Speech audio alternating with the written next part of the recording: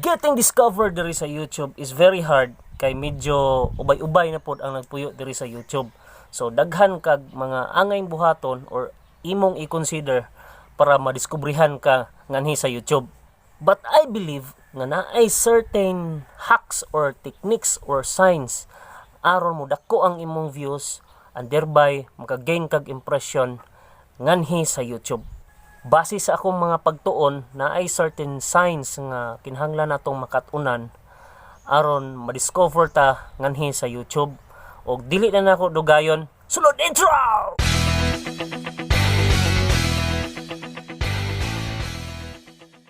What's up everyone? This is your boy here, Louie Imcho, creator of this channel. Welcome to my channel. Kung bago pa ka sa akong YouTube channel, please like and then subscribe o i-hit na pod ang notification bell kanang pula diha sa ubos aron ma-updated ka sa akong mga bagong videos. Karon kung di ka ganahan mo subscribe, i-hit na lang og like. Ay, so kabalo ko nga kita mga Bisaya vloggers, mga Bisaya nation, naningkamot ta nga mudako ang atong YouTube channel, at the same time mudako ang atong views.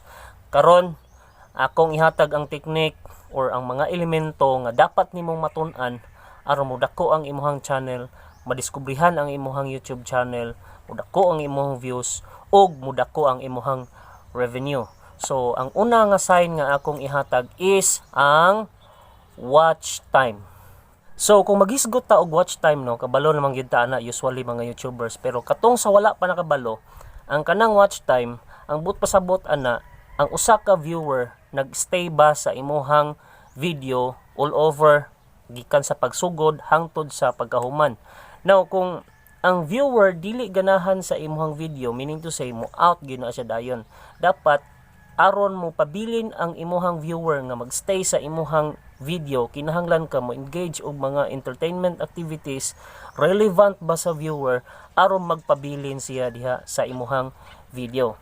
Kung taas og watch time percentage ang imuhang video, for example sa 100 ka tawo nga ming view sa imong video, ang 60% ana minghuman sa imuhang video, meaning to say na ay engagement ang imong video og ganahan ang YouTube ana, and therefore pwede siya i-recommend sa lain nga mga viewers, provided nga kinahanglan nindot pod ang imuhang title at the same time ang imuhang thumbnail. Number 2 nga signal nga akong ihatag guys is ang likes and comments. Importante kaayo nga makabalo ka bahin sa likes o sa comments, kay most of us YouTubers ato na nang iitsapwera. Kinahanglan masayod ta unsa ng like o comment. Actually kanang duha mo punay mo trigger sa YouTube algorithm nga ma-recommend ang imuhang video sa other viewers or ma-suggested ang imuhang videos. Magsugod ta sa like. Ang video nga daghag like, meaning to say engaging siya and mo trigger siya nga i-share ngadto sa other viewers. Ang ikaduha, ang comments.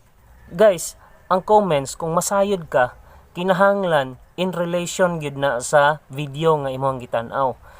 Karon kay nag-sub to sub man ka, ang mo comment diha kay nabalikan na kita. Tapos na, which is not related to the video, mao na diha sakpan sa YouTube nga nag-sub to sub ka, and therefore you know ang YouTube kabalo na sila sa atong transactions sa ato sa sila bi owner aning platform. So ingon ana ka importante ang likes o comments. Wala na gibutang diha aron decoration lang, na siya purpose aron i-score ang imuhang YouTube video unsa ka engaging, pinaagi anang likes o comments. Number 3 signal nga akong ihatag today is the post velocity. Velocity. Importante kayo nga kinahanglan pag upload nimo og video palang gani, within 48 hours kinahanglan mo respond yun ka sa imuhang mga viewers, kay mag-comment man na sila didto kana ra pong in relation sa video, katong di press atong ganina nga nabalikan na kita.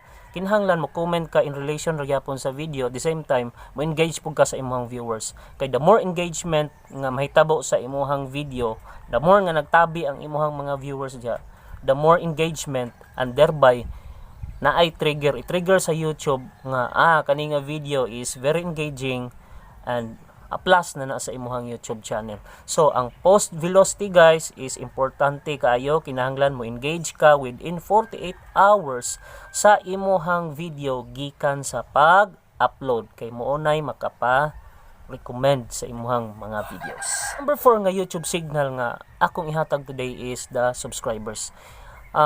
Kung makagain kag subscribers nga dili pinaagi sa sub to sub, gwapo kaayo na nga trigger points sa YouTube. Meaning to say, nakabalo ang YouTube nga wala ni siya nakagain ni siya og organic subscribers, pinaagi ra gyud siyang video. Wala siya mag sub to sub. Kay kabalo ang YouTube sa imuhang pagkuan bitaw transact diha sa YouTube. Pag subscribe pa lang nimo og 50 subscribers a day, kana lang daan, kabalo na ang YouTube unsay imuhang gibuhat. Nag sub to sub ka kay magbalik-balik biya ng komento din. Tanaw ka diri, tanaw didto, ni balik po siya tanaw. So kita kayo no? Aray. Kita kayo ta sa YouTube. So, you know, YouTube policy is always policy, and then detrimental po na sa ilahang platform kay makagain biya tag revenue nya binuangar nato sila. So ingon ana ang pamaagi. Actually guys, friend, daghan pa mga signals nga kinahanglan nato makatunan, and then problema na sa YouTube basta ang akong gitudlo ninyo kinahanglan ang watch time taas, ang likes ug ang comments, huy saba manok. Dayon ang post velocity og ang subscribers mo nay mag-signal mo nay mo trigger sa imong YouTube algorithm aron i-recommend ang imong videos ug aron mo taas ang imong videos. So kung nakakaton ka ani nga video, please like. Ayon lang subscribe kung di ka ganahan, like lang, and then hit ang wala na. Daghang salamat, bye bye.